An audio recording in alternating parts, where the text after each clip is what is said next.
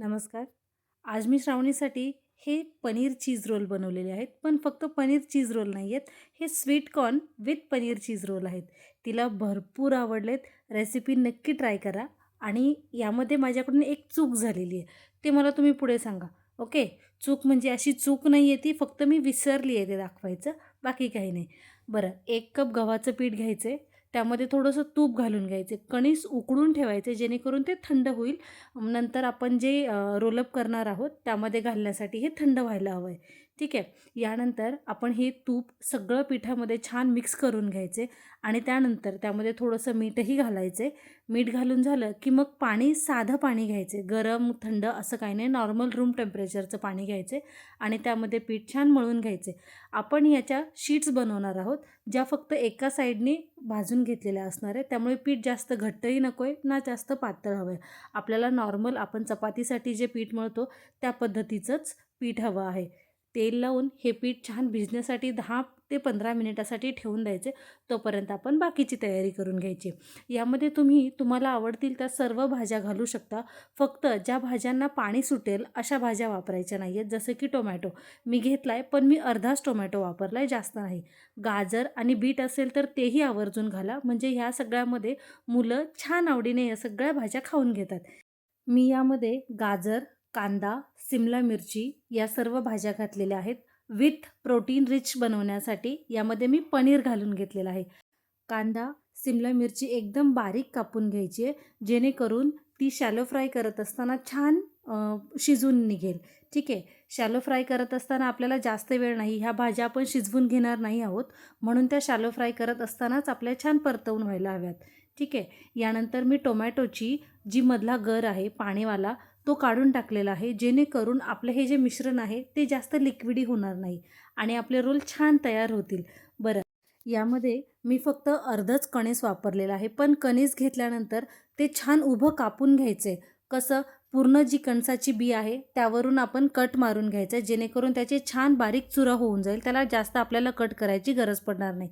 ते तुम्ही उभं ठेवूनही कट करून घेऊ शकता किंवा अगदीच हातावर आडवं करूनही तुम्ही ते कापून घेऊ शकता. मी दोन्ही पद्धतीने दाखवलेलं आहे. तुम्हाला हवं असेल त्या पद्धतीने तुम्ही कापून घ्यायचे. हे सर्व काढून झाल्यानंतर यामध्ये मी 100 ग्रॅमच्या आसपास पनीर घातलेलं आहे. हे पनीर मी घरी बनवलेलं आहे. तुम्हाला हवं तर तुम्ही बाहेरचंही पनीर वापरून घेऊ शकता. त्याचबरोबर मी यामध्ये एक प्रोसेस चीजचा क्यूब घातलेला आहे. तुम्हाला हवं असेल तर तुम्ही मोझरेला चीजही वापरू शकता, पण जर टिफिनला द्यायचं नसेल तर मोझरेला चीज वापरा. अदरवाईज तुम्ही हे प्रोसेस चीज वापरलं तरीही काहीच हरकत नाही आहे. यानंतर आपण जे 1 कप पीठ घेतलं होतं त्याच्या 7 ते 8 चपात्या आपल्या होऊन जाणार आहेत. याच्या मी एकूण 8 चपात्या केलेल्या आहेत, पण एकदम छोट्या छोट्या केल्यात कारण आपण त्याचे रोल तयार करतोय. ठीक आहे. चपात्यांना साठा बनवून घेण्यासाठी आपण या ठिकाणी 2 चमचे मैदा घेतलेला आहे. तुम्हाला हवं असेल तर तुम्ही साधं गव्हाचं पीठही घेऊ शकता, पण मैदा घेतल्यामुळे यामध्ये आपण जो रोल बनवणार आहे त्यासाठी अगदी छान असे चपात्या तयार होऊन जातील. बरं, या चपात्या नॉर्मल आपण जशी चपाती बनवतो तशीच करायची आहे, पण त्यामध्ये आपल्याला साठा लावून घ्यायचा आहे. साठा कधी लावायचा हे मी पुढे दाखवते, तो बघून घ्या. आणि यानंतर या चपात्या छोट्या छोट्याच बनवायच्या, जास्त मोठ्या नाही करायच्यात. ही मी पहिली 1 चपाती लाटून घेतली आहे. तशाच प्रकारची दुसरीही 1 चपाती मी लाटून घेणार आहे. तुम्ही बघू शकता. अशी फोल्ड झाली तरी काही हरकत नाही. आपण ती पटकन नीट करून घ्यायची आहे. आता आपली चपाती लाटून झालेली आहे. या चपातीला छान आपण तेल लावून घ्यायचे. त्याचबरोबर आपण त्यावरून 1 चिमूट 2 चिमूट असं पीठ भुरभुरून घेणार आहोत. तुम्ही बघू शकता तेल आपण भरपूर असं खूप जास्तही नाही, पण अगदी सगळीकडे छान पसरवून घ्यायचे. त्याचबरोबर 1-2 चिमूट फक्त पीठ घालून घ्यायचे आणि मग त्यावर दुसरी चपाती घालून घ्यायची आहे. म्हणजे 2 चपात्या लाटून घ्यायच्यात आणि त्यानंतर मग आपण हे सगळं भाजून घेणार आहोत. हे अशा प्रकारे करायचे आणि मग तव्यावर टाकून हे छान भाजून घ्यायचे. अगदी जास्त चपाती भाजून घेतो त्या प्रकारचं नाही भाजायचे.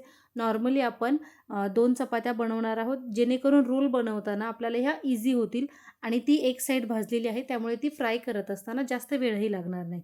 तुम्ही बघू शकता आणि या चपात्या गरम गरम असतानाच आपण छान साईडला करून ठेवायच्यात, जेणेकरून त्या एकमेकांना चिकटणार नाहीत. झाकून ठेवायच्यात आणि सर्व चपात्या करून झाल्या की मग आपण रोल बनवून घेणार आहोत. बरं, आता हा साठा कधी वापरायचा तो विचार करताय, तो पुढे बघूया.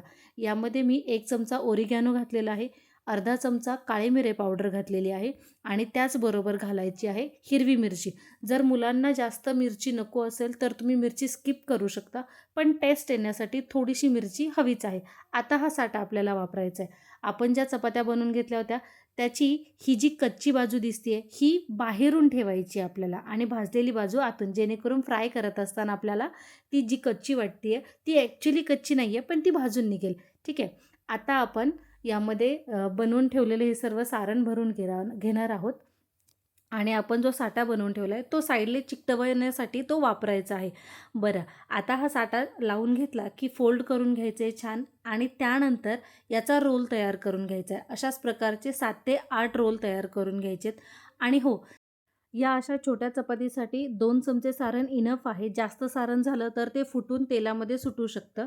अशा प्रकारे मी सर्व तयार करून घेतलेले आहेत आणि मग ते तेलामध्ये शॅलो फ्राय करून घ्यायचे आहेत. अगदी डीप फ्राय करण्याची गरज नाही आहे. इव्हन तुम्ही एअर फ्राय केले तरीसुद्धा चालेल, पण शॅलो फ्राय अगदी आरामात करून घेऊ शकता. शिवाय ते टेस्टीही लागतात. शॅलो फ्राय करत असताना गॅस मध्यम ठेवायचा आहे. जास्त फास्टही नाही आणि एकदम कमीही नाही ठेवायचा आहे. जर तो गॅस तुम्ही फास्ट ठेवला तर मग ते आतून कच्चे राहू शकतात आणि जर कमी ठेवला तर तेल खूप जास्त ॲब्झॉर्ब करू शकतात. पण जर तुम्ही मीडियम गॅसवर हे फ्राय करून घेतले तर ते अजिबातही तेल पिणार नाही आहेत. बरं, अगदी रेसिपी खूप छान आहे, साधी सोपी आहे. अशाच रेसिपीजसाठी श्रावणीज किचनला फॉलो करायचं आहे, सबस्क्राईब करायचं आहे आणि हो, रेसिपी आवडली असेल तर नक्की लाईक करा. तुमच्या फ्रेंड्स आणि फॅमिलीसोबत शेअर करा आणि तुमच्या मुलांच्या टिफिनला द्या, जेणेकरून सगळ्या भाज्या मुलांच्या पोटात जातील.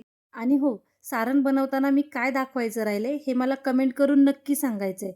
ठीक आहे. अशाच रेसिपीसाठी नक्की सबस्क्राईब करा. धन्यवाद.